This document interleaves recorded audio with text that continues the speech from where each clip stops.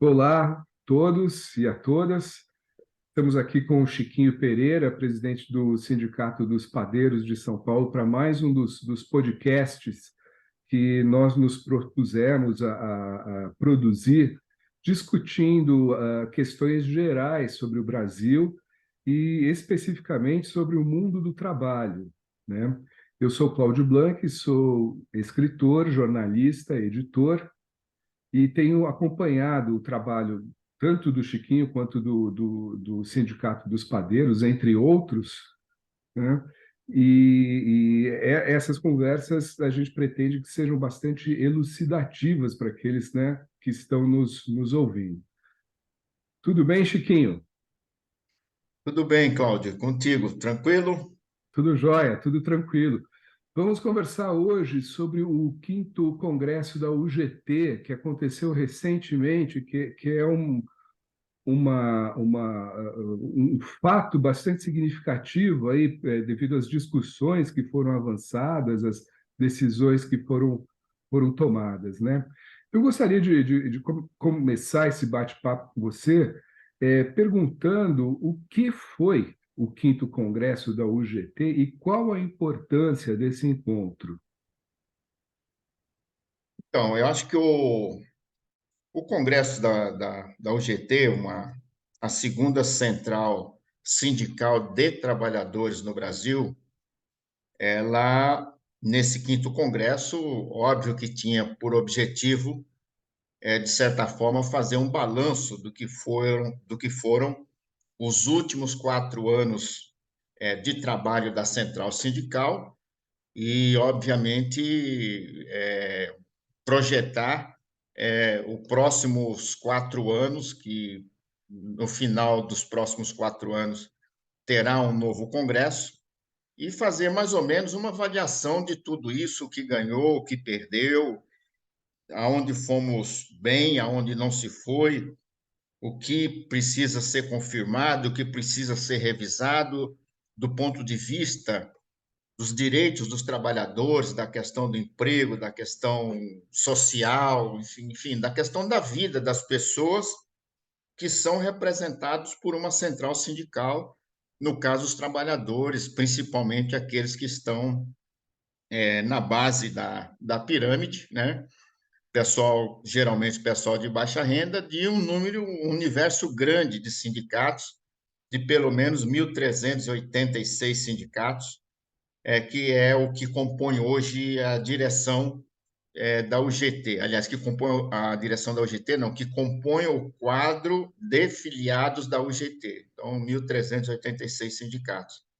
Então, foi uma discussão realmente importante, até porque, nesta linha que eu estou colocando de se fazer um balanço dos últimos 4 anos e projetar os próximos quatro, evidentemente que o resultado foi assim muito trabalho, muito sofrimento acima de tudo, com pouquíssimos resultados, né? Por quê? Porque o sindicalismo não é uma coisa que vive independente da sociedade, que vive independente dos governos, que vive independente daquilo que acontece no dia a dia de um país, né? Como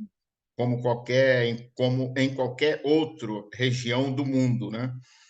E nós tivemos os últimos 4 anos de governo aqui no Brasil, né?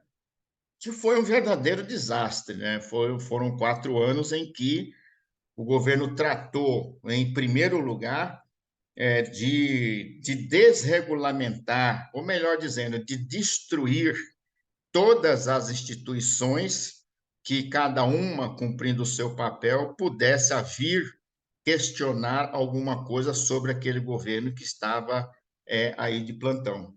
Então, foi uma coisa assim inédita, né? Uma coisa que não se esperava que um governo pudesse ser tão ruim ao ponto de destruir aquilo que existe e que seria o mínimo necessário para um país democrático ter regras, né? Ter caminhos para poder chegar a algum objetivo, né? Senão não chega, né? Se não tiver planejamento, se não tiver as instituições que fiscalizam, que ajudam a alertar os governos os passos que podem ser complicados. Então, esse governo anterior, assim, deliberadamente, não queria ter nenhum tipo de incômodo com nenhuma instituição. Então, já recebeu de presente, logo na sua chegada, uma reforma trabalhista que simplesmente não tinha absolutamente nada de reforma, a não ser quitar, tirar os direitos, os poucos direitos dos trabalhadores. Então, já começou por aí. E daí para frente, uma proposta extremamente dura, que era acabar com o papel dos sindicatos, né? Instituição esta, né, um sindicato ou qualquer sindicato, que em qualquer parte do mundo democrático, né, principalmente, é necessário a existência onde tiver patrão, onde tiver empregado, tem que existir os sindicatos. Tanto existe do lado do setor empregador, do setor empresarial, como existe do lado dos trabalhadores. Então, é uma coisa assim muito comum. E o governo, que até então que estava ali de plantão, resolveu que não, sindicato não precisa, agora não precisa de sindicato, porque a intenção deles era mandar sozinho no país e que todo mundo fosse obedientes a ponto de fazer o que eles apresentavam até de forma irresponsável, né? De forma jamais vista. Talvez coisas semelhantes, parecidas, só se viu na época de Hitler, no nazismo, concretamente, onde ali se matava da forma como quisesse, a quantidade que quisesse, e não tinha que prestar conta a ninguém, e por aí ia. Então, aqui mais ou menos foi a mesma coisa que aconteceu, evidentemente que respeitando o momento, né, tantos anos do nazismo para cá, evidentemente que muita coisa mudou. Então, foi-se usado as mais diferentes formas, por exemplo, de implantar uma ditadura, e essa ditadura teria que acabar, necessariamente acabar com as instituições, né? E aí tentaram de tudo até acabar com os três poderes, né? E foi atacando logo de cara os direitos dos trabalhadores, as instituições que representavam os trabalhadores, tantas outras instituições. Hoje, por exemplo, fica muito claro porque a destruição, por exemplo, de uma entidade como o IBAMA, né, acabar, destruir o IBAMA e tal, então fica muito claro a pretensão, o que era que tinha por trás disso, né? Era nenhum questionamento sobre a invasão de terras indígenas ou de qualquer outras terras, a exploração do garimpo ilegal, principalmente do garimpo ilegal, e por aí vai. Então, quer dizer, o Congresso tratou um pouco dessas questões todas num período que durou 4 anos até a saída do ex-presidente Bolsonaro, tratando e analisando também qual foi o nosso papel nessa história toda, como que o sindicalismo se comportou nisso, né? Qual foi o papel de cada um, o que os sindicatos fizeram, sobreviveu algum sindicato, os sindicatos conseguiram, o governo tratou imediatamente de uma asfixia através de cortar o recurso dos sindicatos de forma generalizada, né? E acabando com os recursos de qualquer entidade que precisa de dinheiro, quer dizer, a nossa casa, qualquer coisa que se movimenta no país, precisa de recursos. Então, como é que foi isso? Como aconteceu? Quais foram os sindicatos que sobreviveram? Como sobreviveram? Né? Desenvolveram que papel? Enfim. Então, todas essas questões, Cláudio, foram avaliadas dentro desse congresso e foi projetada também algumas discussões para os próximos 4 anos, uma vez que, pelo menos, há um governo eleito, né, eleito pelo povo, em que sinaliza para ser um governo, a começar, para preservar aquilo que há de mais importante num país, que é a forma, o regime como dotado para poder movimentar esse país, para poder governar esse país.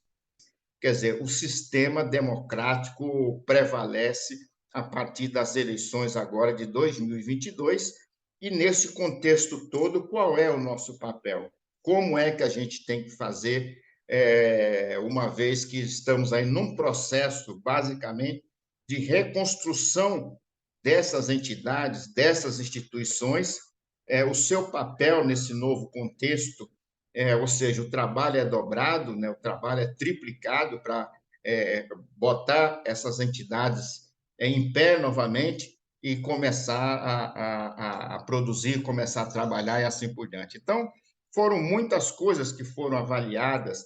Aí tem os detalhamentos de tudo isso, né? Da questão do emprego, seja lá no passado ou no governo novo. Quer dizer, qual é a nossa contribuição neste momento para poder as coisas avançarem? Então, foi um congresso altamente democrático, bastante participativo. Você teve ali, hoje, é difícil dizer como reunir pessoas, né, numa situação como essa. Nós tivemos mais de 1.000 delegados participando do Congresso da UGT, e ali cabia todas as discussões, mas evidentemente que foi predominado o debate, realmente deu muita importância e deu muito espaço para o que aconteceu nos últimos 4 anos e, evidentemente, o que irá acontecer daqui para frente e qual é o nosso papel nessa história toda. Você falou bem em linhas gerais aí sobre os desafios futuros.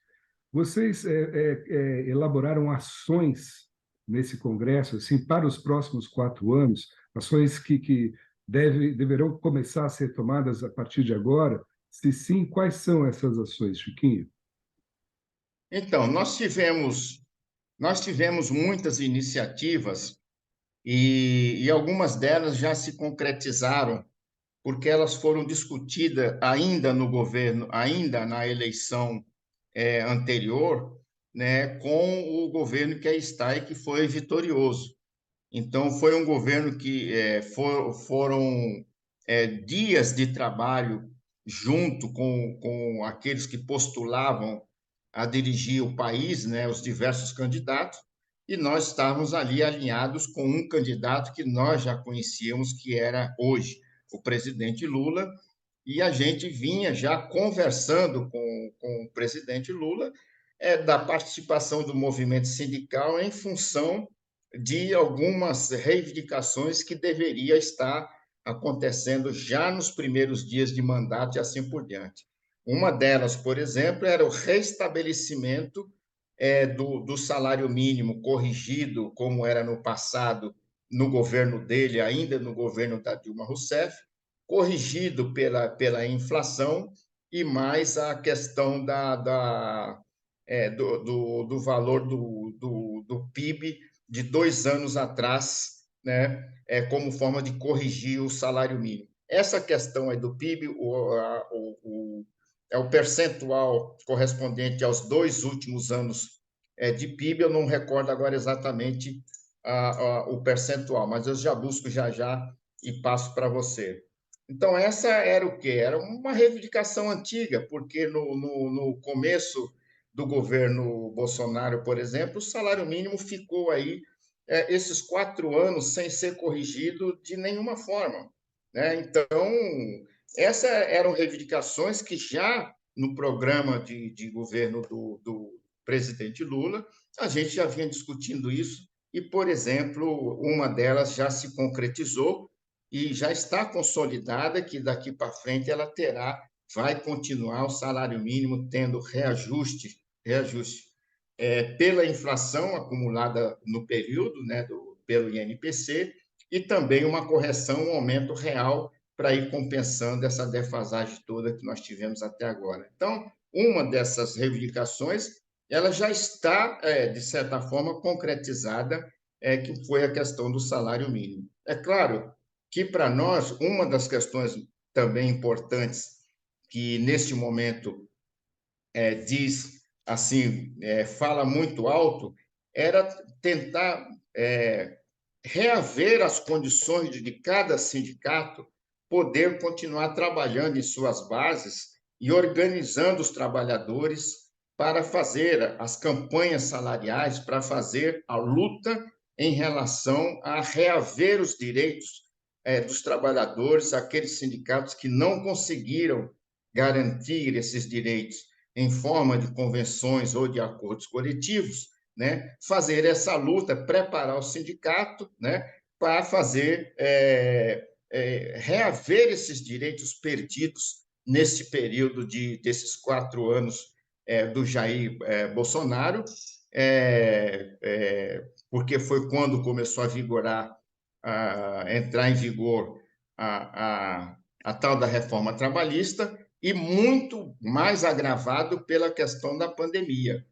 Então, os sindicatos sofreram realmente um baque muito, muito grande, e uma das instituições que ajudavam muito os trabalhadores, principalmente aqueles de baixa renda, aqueles que tinham dificuldade de se organizar, ou aqueles que estavam se organizando neste período, era a questão do Ministério do Trabalho.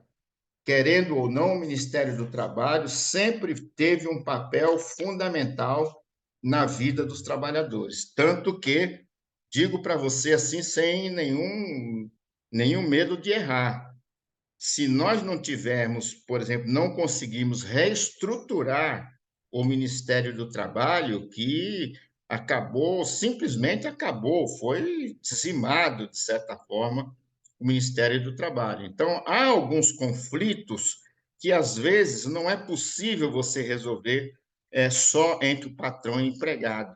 É importante que tenha uma atividade, um terceiro personagem nessa discussão, que é o Estado, para ajudar a fazer a mediação, né, e tentar chegar a composições que possa fazer com que capital e trabalho possa continuar, fazer com que patrão e empregado se entendam ali, principalmente nesses momentos de dificuldade, para fazer as coisas avançarem. Aí eu estou falando de negociações e tal, mas tem outras questões extremamente sérias e graves que, sem a presença de um órgão como o Ministério do Trabalho, seria muito difícil para os trabalhadores, como é a questão da saúde e segurança nos locais de trabalho.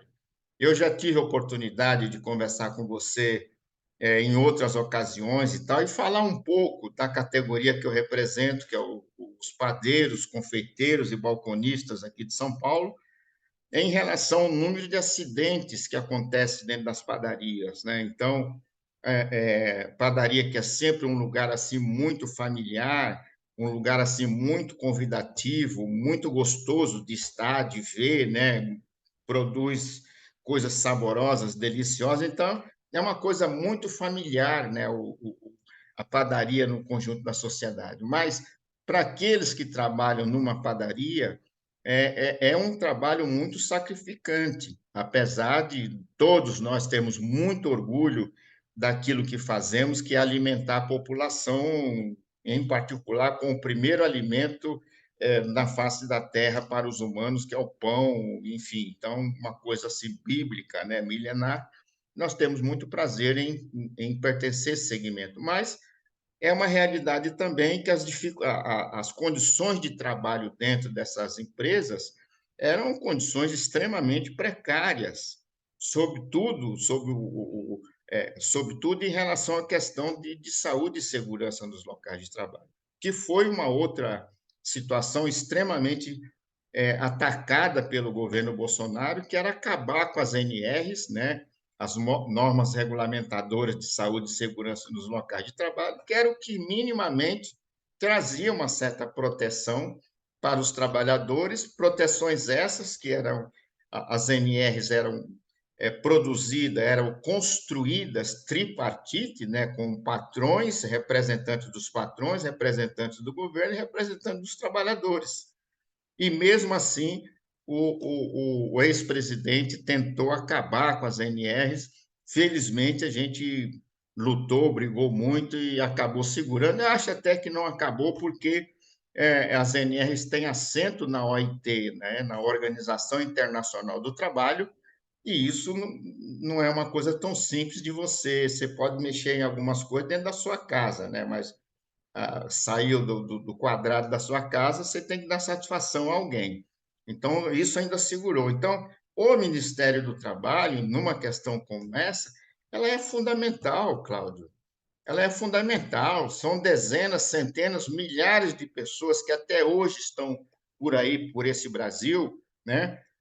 Mutilados, sem nenhum amparo de nada do Estado do ponto de vista social, do ponto de vista legal. Boa parte dessa gente, em outras categorias, porque é um número muito grande de NRs, inclusive, que não tiveram nenhuma proteção do Estado.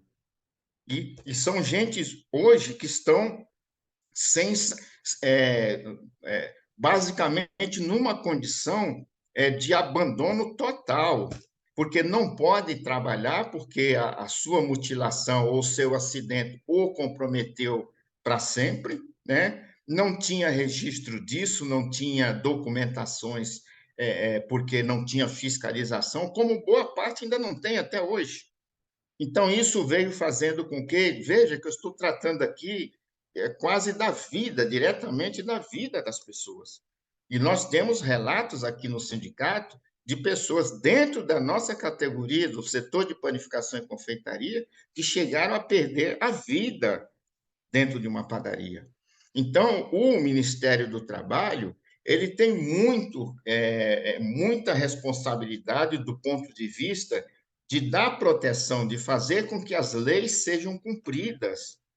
Uma empresa que está oferecendo risco às pessoas, o Ministério do Trabalho chegar a poder orientar se as relações entre o sindicato e o empregador não forem boas, por exemplo, o Ministério do Trabalho entra ali para mediar uma situação e fazer cumprir a legislação, pelo menos de proteção da vida das pessoas, uma vez que salário, condições de trabalho, essa coisa toda, já não é lá essas coisas. Então, essas questões, uma delas que eu estou defendendo realmente com muita força, é exatamente a reestruturação do Ministério do Trabalho. Ainda semana passada, tivemos reuniões com o ministro do Trabalho, com o ministro Marinho, conversamos muito com ele. Ele está imbuído de muito boa vontade, de muita responsabilidade para ajudar reconstruir o Ministério, mas a gente sabe das dificuldades. Hoje o Ministério do Trabalho, ele não tem nenhuma condição operacional, não tem uma caneta, não tem nada para se trabalhar. O corpo de fiscalização, hoje ele está simplesmente pela metade para poder dar conta no Brasil inteiro. Com o aumento da precarização do trabalho, imagine como é que está a situação do povo por aí. É uma situação realmente muito difícil. Então, algumas coisas assim, independente dessas coisas menores que a gente trabalha no dia a dia, que é uma negociação aqui, acolá e tal, não sei o quê, mas eu acho que essas questões que são estruturantes, o resgate dessas instituições, elas são inevitáveis, senão não vai acontecer nada. Então, nós precisamos realmente começar, vai fazendo as outras coisas, mas o alicerce, por exemplo, neste caso, é o Ministério do Trabalho, para a gente ter um braço do governo com quem a gente possa conversar, discutir, debater, e se tudo aquilo que se discute e debate, também com o setor patronal, não tendo condição de tocar para frente, que é o ideal. O ideal, se tem patrão e empregado, são duas instituições, através dos seus sindicatos, de suas representações de classe, sentar à mesa, discutir e resolver. Agora, quando não consegue resolver por uma razão ou outra, ou intransigência de um ou de outro, o Estado entra ali para poder mediar. Afinal de contas, além do trabalhador que fica com a parte mais pesada de um problema como esse, né, o Estado também fica, que é de você ter uma pessoa mutilada, uma pessoa que não vai produzir mais, não tem como produzir, e o Estado tem que pagar por isso, tem que manter essa pessoa o resto da vida, seria essa a sua obrigação. Então, dentro do Congresso da UGT, a gente tem priorizado algumas coisas. Eu mesmo fiz essa defesa da necessidade de algumas coisas. Uma delas seria a reestruturação do Ministério do Trabalho, e começar a ter uma preocupação um pouco mais com aquilo que a gente pensava que jamais poderia ser mexido, que era a questão da democracia, que era a questão que a gente imaginava que não poderia ser atacada. E os exemplos que nós tivemos do final dos 2 anos de governo do Michel Temer, emendando com Jair Bolsonaro, dando 6 anos, foram 6 anos de destruição no nosso país e assim por diante. E isso aconteceu, e aconteceu muito porque nós deixamos de cuidar de uma coisa que foi um dos motivos pelos quais foi proposta a fundação da UGT e defendido por mim. Primeiro, era pensar um novo processo de organização dos trabalhadores dentro de um sindicalismo que fosse um sindicalismo moderno, um sindicalismo que compreendesse o momento de hoje, como é que as sociedades mais avançadas no mundo, como que elas se organizaram. E em nenhuma delas, Cláudio, em nenhuma delas esse avanço aconteceu sem a presença dos sindicatos. Pasme. No Brasil, não. No Brasil, o governo anterior tratou de deixar isso de forma popular.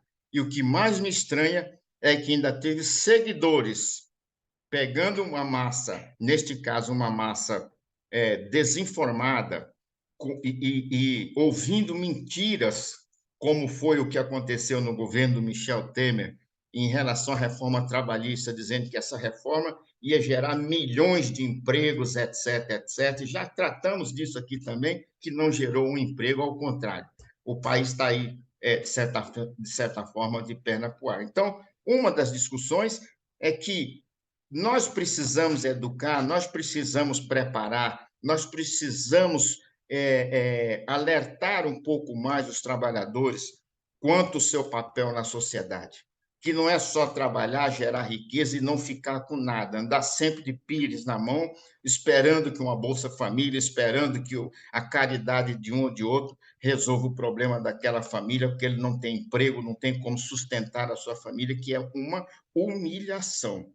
Acima de tudo, é uma humilhação. Então, nós defendíamos que,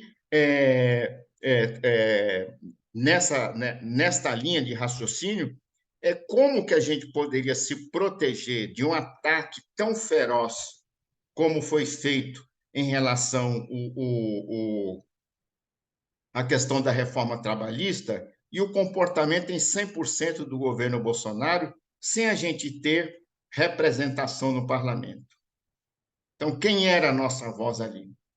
Basicamente, nós não tínhamos. Esta era outra questão que deu origem à formação da UGT, que era exatamente ter o quê?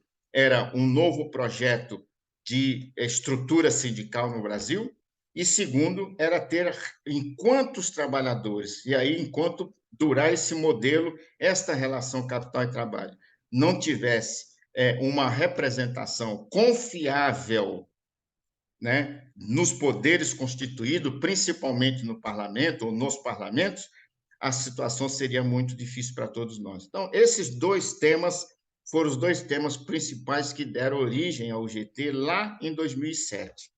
E nós vimos agora na reforma trabalhista o tanto que isso nos fez falta. Nós vimos agora no governo Bolsonaro, durante esses anos todos, quanto isso nos fez falta, porque a representação que nós tínhamos ali era extremamente insuficiente para poder termos ali uma tribuna e poder falar em voz alta. Então, essas questões todas, evidentemente, foram avaliadas no nosso Congresso e está aí colocada como uma discussão para os 4 anos próximos e os outros 4 anos, e trabalhar realmente para que esse país nunca mais corra o perigo de permitir que a direita reacionária, do jeito que ela se apresentou, voraz, sem nenhuma dó, sem nenhuma piedade, voltasse a ter poder de novo, porque já deu para perceber o que é que essa gente queria conosco. Assim como fizeram com os Yanomamis, assim como fizeram na pandemia, mais de 700 mil pessoas que perderam a vida, e por aí vai. Então, tudo isso foram temas, foram momentos importantes em que esses mil e tantos delegados participantes do Congresso da UGT, debateu um pouco do passado, um pouco do presente, um pouco aí a projeção para a questão futura, enfim, e esse daqui para frente é o nosso desafio. E é um desafio grande, porque a direita continua bastante feroz aí. A gente vê no Congresso a dificuldade que eles estão colocando, né? O método, né, de governar como eles fazem, né? Chiquinho, o tema do Congresso foi democracia, paz e trabalho, né? E o trabalho, a gente sabe que é a base da riqueza da nossa sociedade, né? A gente pensa em riqueza, o que forma essa riqueza, o que produz essa riqueza, o grande tesouro da humanidade é o trabalho humano, né? E justamente por isso ele é tremendamente explorado, porque ela é a fonte da riqueza. A gente vive num país que tem a história marcada por isso, né? A escravidão, né? 388 anos de escravidão nós tivemos nesse país, uma exploração do trabalho alheio de uma forma bastante desalmada, né? A palavra eu acho que é essa mesmo, né? Então, como conciliar o trabalho, a fonte da riqueza, e por isso mesmo, né, as pessoas, as sociedades e as pessoas lutam, se matam por causa da riqueza, como conciliar o trabalho com a paz e a democracia, que é um regime de governo que é, concede direitos a todos, né, ou deveria, não é o nosso caso, né, da nossa democracia, mas que a democracia de fato concede direitos a todos os cidadãos, independente sexo, de idade, de orientação sexual ou qualquer coisa que seja. Como é uma questão dificílima. Como fazer isso? Então, eu acho que concretamente, Cláudio, tem situações que não há como conciliar. Eu acho que há situações que você escolhe caminhos para conviver, mas isso não significa que há uma conciliação ali, que é uma coisa justa o que você encontrou naquele momento para poder resolver problemas. Por exemplo, a questão da relação capital e trabalho é uma relação extremamente desigual. É uma relação que muitos trabalham para poucos ficar ricos. É possível que as coisas sejam assim? Não. Ela, infelizmente, é porque a humanidade tem uma coisa talvez até maior, uma coisa muito pessoal, muito íntima, o negócio da ganância, o negócio do querer sempre mais, de forma extremamente ilimitada, que aí já vai para um outro plano, que quando essa vontade aparece, que é o que basicamente orienta e é a alma do capital, é o lucro, é a ganância, é o lucro extremamente desenfreado a ponto de fazer das pessoas escravo, como é uma das maiores vergonhas do mundo que nós estamos vendo agora. E ela aparece de várias formas, Cláudio, até às vezes em algum ato de diversão que a gente tem, por exemplo, como é o futebol. Talvez hoje aqueles que agridem os negros, agridem as pessoas que têm a pele diferente dos brancos e tal, talvez a vontade dessa gente fosse ter aqueles negros como tinha no período da escravidão, com uma bola de ferro amarrada à canela e assim por diante. Então, isso não tem como conciliar. Isso você convive porque a correlação de força ainda não te permite dar um salto maior. Então, é uma situação. Então, é o que é possível ter nesse momento para poder fazendo esse enfrentamento e mudando as coisas aos poucos e assim por diante. Então, essa é uma questão que isso vai muito longe, mas é uma questão que eu queria colocar em relação à questão do trabalho, a conciliação entre o capital e trabalho, uma das pernas da pergunta que você me faz. As duas outras, tanto a paz quanto a democracia, eu acho assim, eu acho que a paz ela é um bem que sem a qual você não consegue fazer nada. Se nós não tivermos em paz com nós mesmos, com as pessoas, com os teus vizinhos, com a tua família, com o teu município, com o teu estado, com o teu país e assim por diante, você não tem como prosperar. Você começa a deixar escapar uma condição que é a condição pela qual nós aparecemos na face da Terra, que é a condição humana. Quer dizer, só o humano tem esse sentimento de poder poder conversar, poder dialogar, poder sentir, talvez, ou estar na pele do outro, pelo menos por alguns momentos. Então, esta paz ela é necessária, não é no caso do Brasil, é no caso do mundo inteiro. Então, a paz ela é uma luta de sempre e que sempre existiu e sem a qual o mundo não terá sossego. Você não tem como ter sossego, você não tem como ter tranquilidade, ter paz, quando você tem os teus vizinhos armados até os dentes. Não há como ter paz com a quantidade, com o grau de fome e miséria que ainda existe no mundo. Que a paz significa tudo isso, não, ela não é só simbolizada, ela não é só trazida à mesa nos períodos de guerra, não, que é tão crucial como qualquer a pobreza no mundo inteiro, né? A forma como as pessoas são tratadas, isso não tem é desumano demais a ação dos homens, principalmente aqueles que detêm poderes, não conseguir enxergar isso. Então, é uma coisa muito difícil. Então, ela é necessária. Então, toda vez que a gente fala em paz, nós estamos falando desde a paz doméstica, dentro da nossa casa, com nossos vizinhos, com o nosso trabalho e assim por diante, digamos, até a paz mundial. Hoje, não existe, felizmente, o período da Guerra Fria se foi, o período das grandes ditaduras também passou, embora ainda exista ditaduras por aí, mas era um período de guerras importantes em que o apelo era realmente o apelo pela paz por aquela situação das guerras que existiam ali. Diminuíram, de certa forma, as guerras, mas elas mudaram apenas o formato. Né? Guerras que se matavam pessoas a tiros e tal, como está acontecendo agora lá na Ucrânia, com a Rússia e tal, não sei o quê.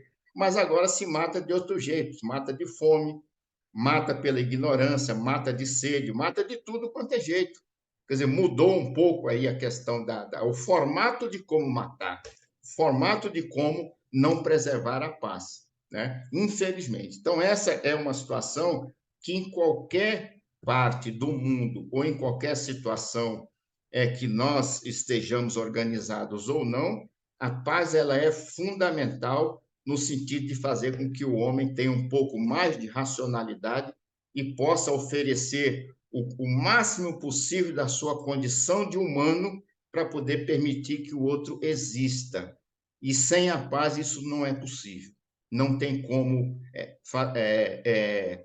conseguir este crescimento humano sem que haja paz. Então, isso é algo que está colocado nos dias de hoje.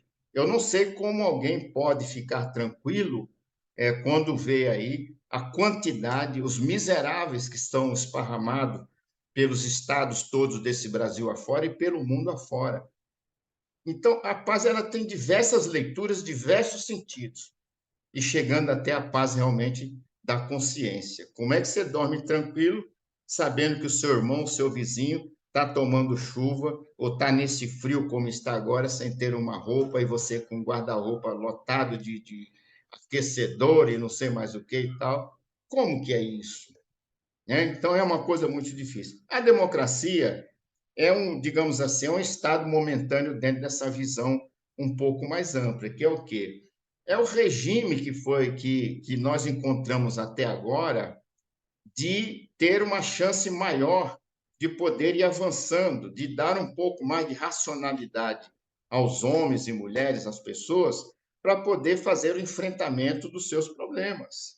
Se nós não tivermos um país que tem um regime democrático forte, ou seja, democracia forte é uma democracia mais participativa da maior parte das pessoas, da população de uma forma geral, quando isso acontece, nós corremos o risco de errar menos.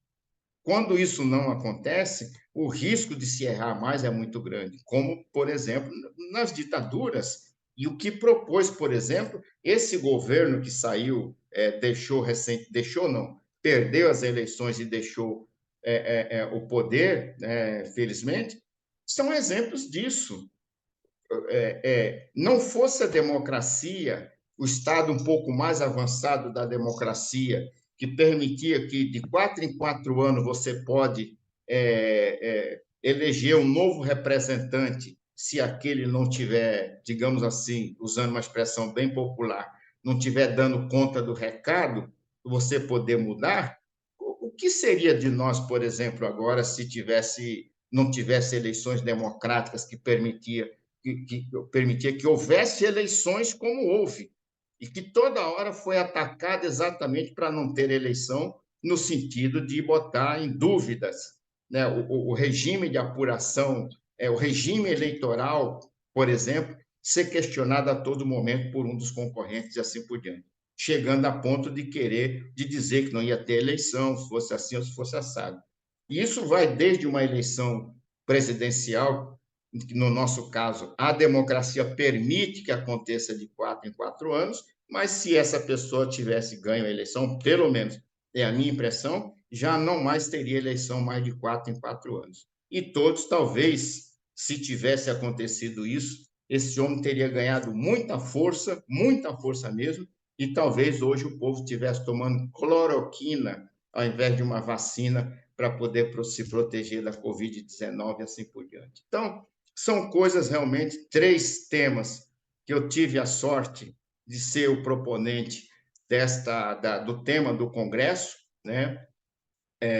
Felizmente, assim, depois de discutir, de debater e tentar colocar o país exatamente, o Congresso da UGT dentro dessa conjuntura que nós estamos atravessando agora. Eu acho que sem esses 3 elementos a gente não teria condições de poder avançar, de poder... Tem coisas mais importantes? Não sei. Só se for alguma coisa mais emergencial, do ponto de vista da fome, né? Dessa coisa aí que você precisa almoçar agora, deixar para almoçar daqui a 15 dias, talvez você não tenha mais vida e assim por diante. Mas não tem outra coisa senão brigar por essas questões de colocar esses temas realmente para que os trabalhadores discutam e comece a perceber por que é que existe gente tão pobre a ponto de não ter um pão para comer de manhã quando levanta, antes de ir trabalhar ou antes de sair vagando aí pela rua. E gente tão rica que as suas gerações todas daqui para frente talvez não precise de dinheiro para poder viver e viver muito bem, entendeu? Então, essas discussões, eu acho que, por exemplo, dentro de um congresso, vale a pena ser discutida. E eu repito, Cláudio, não é uma questão de como essas coisas se complementam, como elas se conciliam. Não, elas vão continuar, na minha opinião, como água e óleo. Pode até se juntar, mas não se misturam, porque os interesses são diferentes. Cada um vai enxergar de um jeito. E aí é na paz, é na democracia que você pode encontrar realmente uma forma, pelo menos, de convivência.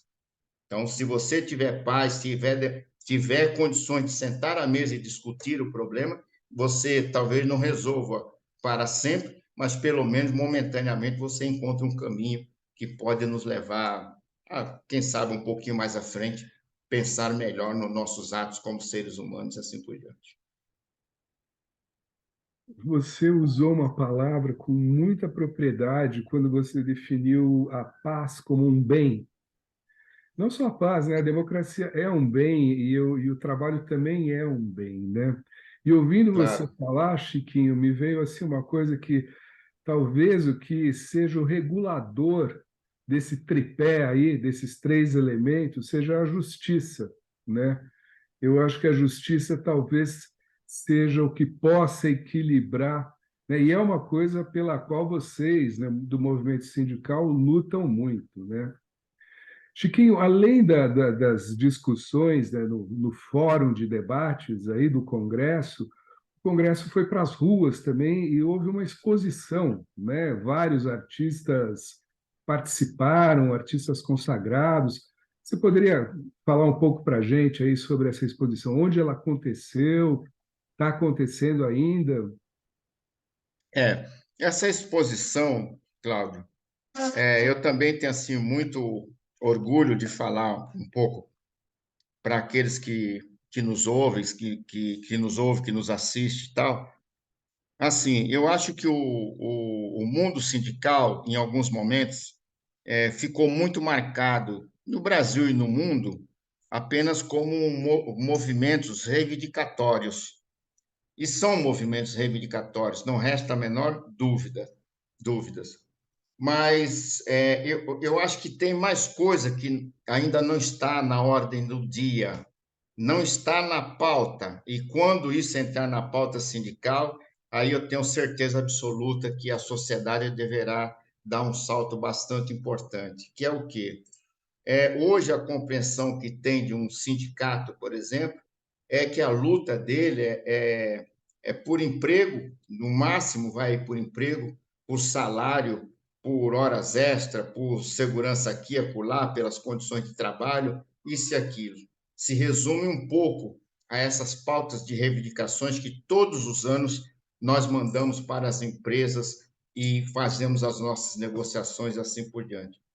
Eu acho que o sindicalismo moderno, e era uma coisa que eu queria, essa exposição que acontece a todo 1º de maio, lá na Avenida Paulista, ela tenta mostrar para a sociedade, para os trabalhadores, e aí seja de qualquer categoria, de qualquer, digamos, ramo profissional e tal, que há outras reivindicações também sem a qual os trabalhadores não vão poder evoluir muito, que é o quê?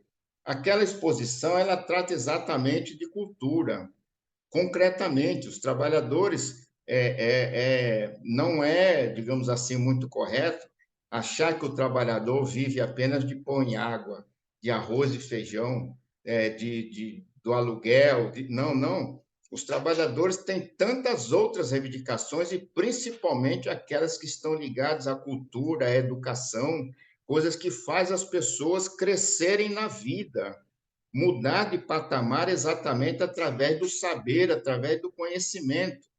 Então, eu talvez não tenha condições de alcançar, mas eu gostaria de que os sindicalistas futuros, as novas gerações de sindicalistas, que as suas pautas de reivindicações, no mínimo, fossem as reivindicações ligadas aos empresários, mas também ligadas aos governos, porque nós precisamos, para ter minimamente dignidade, nós precisamos, além do emprego, salário justo, né, condições de trabalho e assim por diante, nós precisamos de saúde, de educação, de moradia, de transporte, de segurança, de esporte, de cultura, de lazer, de saneamento básico, ou seja, de tudo aquilo que minimamente nos trará minimamente dignidade para cada um de nós e para nossas famílias. Então, uma das formas de você expressar o 1º de maio também é um período em que, de um ano para outro, você faz uma grande assembleia de trabalhadores e avalia também como foi o congresso da UGT, o que ganhou, o que perdeu e quais são o que nós estamos projetando para o ano seguinte, em se tratando do 1º de maio. É mais ou menos um congresso de uma central sindical e assim por diante. Então, a exposição na Avenida Paulista é dizer para todos aqueles que nos assistem, que vê aquela exposição, melhor dizendo, de dizer pela via da cultura que nós também somos detentores de cultura, que se nos derem oportunidade, nós somos capazes de fazer, expressar de uma forma muito clara o que significa cultura na vida de cada um de nós. Então, a exposição do 1º de maio na Avenida Paulista, ela é uma reivindicação através de uma outra forma de se expressar, e nesse caso é a forma cultural. Então, em diversos anos, porque ali nós já estamos na 8ª ou 9ª edição dessa exposição na Avenida Paulista, nós buscamos sempre temas ligados às pessoas, né, aos trabalhadores de uma forma geral, mas nós fizemos ali, por exemplo, recentemente, uma discussão sobre a quarta revolução industrial, por exemplo, onde você tem ali o desafio do conhecimento, que é as sociedades futuras, são as sociedades do conhecimento. Quer dizer, quem não tiver conhecimento, quem não souber realmente para onde está indo, dificilmente vai chegar a algum lugar bom na vida e assim por diante. Nós já fizemos homenagens importantes a trabalhadores muito importantes no país, seja aqueles que eram da área sindical, mas também aqueles que não eram da área sindical e que deram muita contribuição na área, por exemplo, da música, na área do esporte,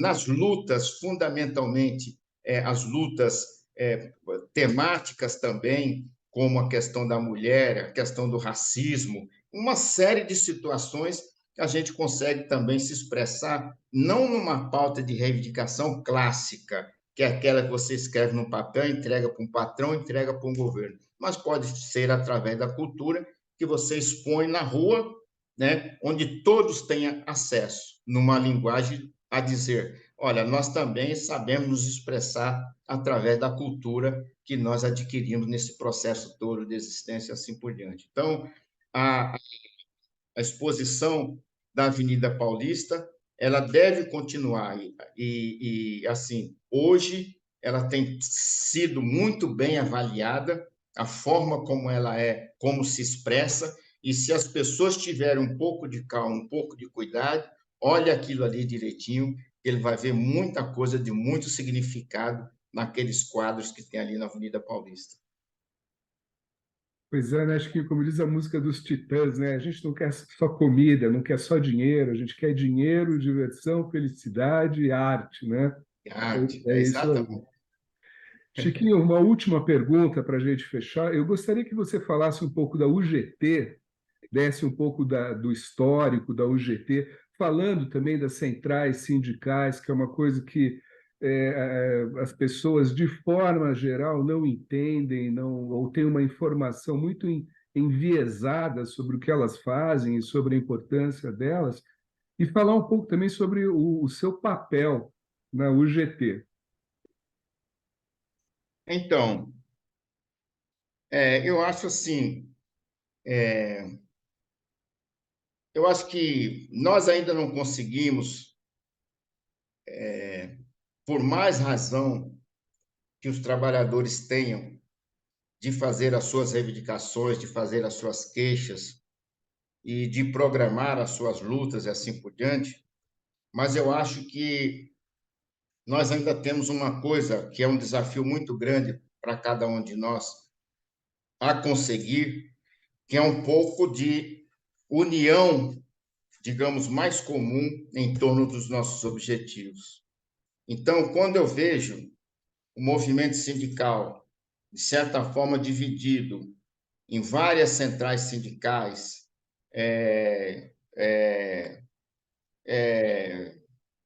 eu fico um pouco assim preocupado, porque os temas de todas as centrais sindicais são as reivindicações, os temas colocados pelas centrais são exatamente os mesmos. Pode ter talvez um pouquinho de diferença na forma, mas muito pouco no conteúdo, mas no geral é exatamente tudo igual. Então, por que é que a gente não consegue se unir um pouco mais e tornar as centrais com mais força para poder fazer a grande luta? Eu fiquei assim, bastante emocionado e até esperançoso quando, com toda sinceridade, Cláudio, eu digo isso com muita tristeza, sem apontar o dedo para ninguém.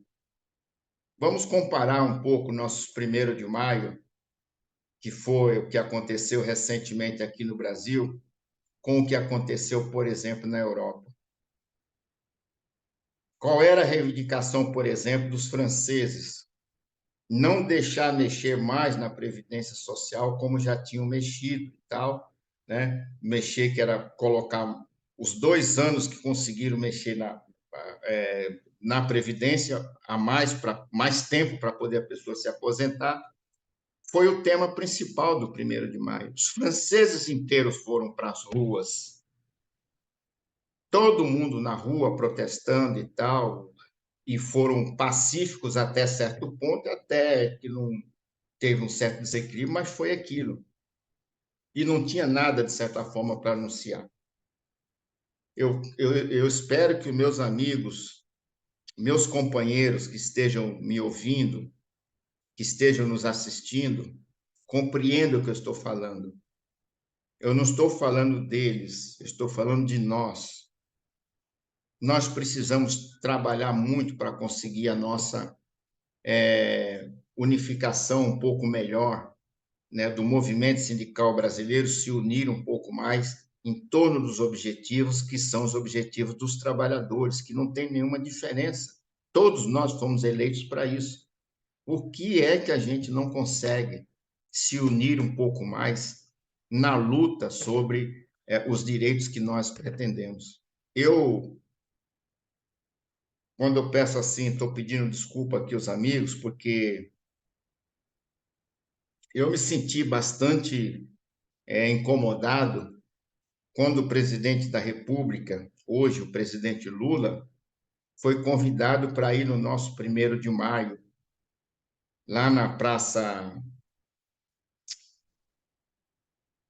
no Vale do Anhangabaú, palco de tantas lutas pela democracia, as diretas já, enfim, ali era uma coisa extraordinária. E nós levamos lá o presidente da República para anunciar ganhos para os trabalhadores. Ganhos. Então, ele foi lá anunciar, trazer de volta a política de reajustamento do salário mínimo, como trouxe. Aquela praça tinha que estar lotada, o Vale do Anhangabaú tinha que ter gente pendurada por tudo quanto era canto, para dar força ao presidente da República, no sentido dele continuar tendo que enfrentar as situações que ele está enfrentando já nesse momento. E que se ele não tiver pulso, se ele não tiver apoio, Cláudio, ele não tem como cumprir essa tarefa.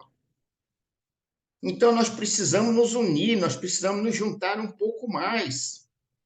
Então, essa é uma coisa que falta realmente para o movimento sindical, né, no sentido de tornar a nossa luta um pouco mais, digamos, eu não diria fácil, mas um pouco mais organizada para poder reivindicar, trazer a sociedade conosco. Se tivesse esse povo um pouco mais com o movimento sindical, não teria acontecido a reforma trabalhista do jeito que aconteceu, por exemplo. Então, essa é uma questão que eu não consigo entender. Mas vamos juntos.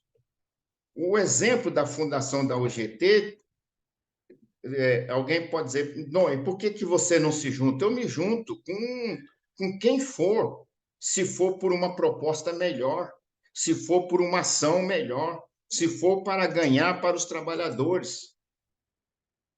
O resultado da UGT, ela é exatamente a unificação, pelo menos, de 3 centrais sindicais e mais um grupo de outros sindicatos que estavam fora das outras centrais, para poder juntar para dar o GT. Por quê? Vai dividir mais ainda? Não. Então, se juntou ali a CGT, através do companheiro Salim, se juntou a SDS, que tinha como presidente o companheiro alemão, o alemãozinho, lá do CEAGESP, se juntou a CAT, que era do companheiro Laerte, né?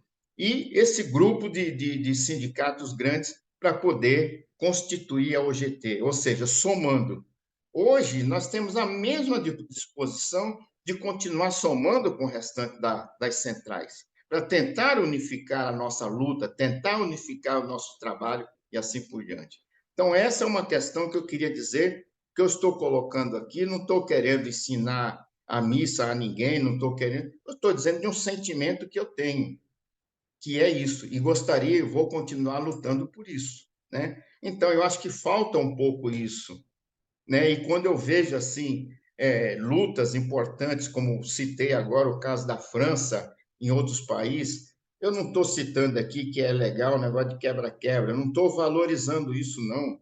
Eu estou valorizando a essência que motivou aquela unificação, aquela luta realmente. Questão da previdência social. Não, a sociedade não aceita e nós vamos para a rua dizer que nós não aceitamos. É isso que eu estou falando. Se tivéssemos unificado, tivéssemos mais juntos, isso seria muito mais fácil para cada um, para a luta dos trabalhadores. Então, na nossa secretaria, Cláudia, aí, colocando aí a pergunta que você me faz, na Secretaria de Organização, Formação Sindical, Política Sindical, que é a secretaria que eu tenho dentro, que eu sou responsável dentro da UGT, na minha opinião, e é uma coisa que eu faço com muito prazer, é a secretaria que procura dar formação política sindical aos trabalhadores, exatamente para desenvolver a sua consciência de trabalhador, a consciência de classe, a sua consciência de como empregado, aprender a saber como reivindicar, quais são os seus direitos, evidentemente, quais são os seus deveres, até porque os seus deveres, se ele não souber, o patrão ensina na hora, porque se ele não cumprir, o patrão lhe manda embora e por aí vai. Mas ele saber como se defender. Então, a nossa secretaria tem essa função de fazer cursos para a formação de dirigente sindical e até mesmo os trabalhadores no sentido de poder se defender dentro de um capital tão selvagem, estou usando uma expressão de há muitos anos atrás, antiga, mas é o que expressa melhor, numa relação de capital e trabalho tão selvagem como tem sido até então. Chega a ponto de sentirem saudades da era da escravidão e querer trazer de volta para os dias de hoje, como é um fato na nossa vida no Brasil, é um fato. Eu não estou inventando coisa, é um fato, né? Então, a nossa secretaria, mesmo na época da pandemia, vou te dizer mais uma coisa, muito a favor da ciência e da tecnologia. Foi durante o período da pandemia que o que nós estamos fazendo hoje aqui, um debate, um olhando para o outro, nós fizemos na pandemia, quando a gente não poderia sair na rua, não poderia ter contato com ninguém, cada um com seu laptop, cada um com telefone celular, fazendo os cursos de formação política sindical dentro da UGT, nesse período de pandemia. Então, eu me sinto muito bem fazendo esse trabalho, porque só através da mudança da consciência dos trabalhadores, ensinando aos trabalhadores, porque, como já disse anteriormente, existe ricos ao extremos e pobre ao extremo também. Se ele não descobrir por que isso acontece, não pode ser atribuído isso apenas a Deus ou ao diabo. Não é possível um negócio desse. Achar que tem cidadão de primeira e de segunda categoria. Aí é o fim da linha. Então, a nossa secretaria trata exatamente de fazer essa formação, algo que a gente faz assim com muito, mas muito prazer mesmo. E nós só vamos, de certa forma, nos libertar um pouco mais, avançar um pouco mais, quando o trabalhador tiver consciência disso. Quando ele entender que um dia de protesto que ele está fazendo não é nenhum crime, é um investimento na luta para ele colocar um pão a mais na mesa para a sua família, para os seus filhos e assim por diante. Só assim é que nós vamos mudar um pouco mais a sociedade em que vivemos. O que aconteceu na França é conscientização, né? E o que as pessoas têm essa consciência. O que você busca através da secretaria da qual você é responsável na UGT é justamente a conscientização. É o que a gente também busca nessas conversas, né, Chiquinho? É, Ó, é. queria agradecer a você pela tua disponibilidade e quem está nos ouvindo e nos assistindo, fiquem ligados aí, porque em breve tem outras conversas aí que eu e o Chiquinho vamos estar promovendo. Muito obrigado, Chiquinho. Grande abraço, meu amigo. A luta continua. Estamos firmes e fortes. Chegaremos lá. Vamos nessa.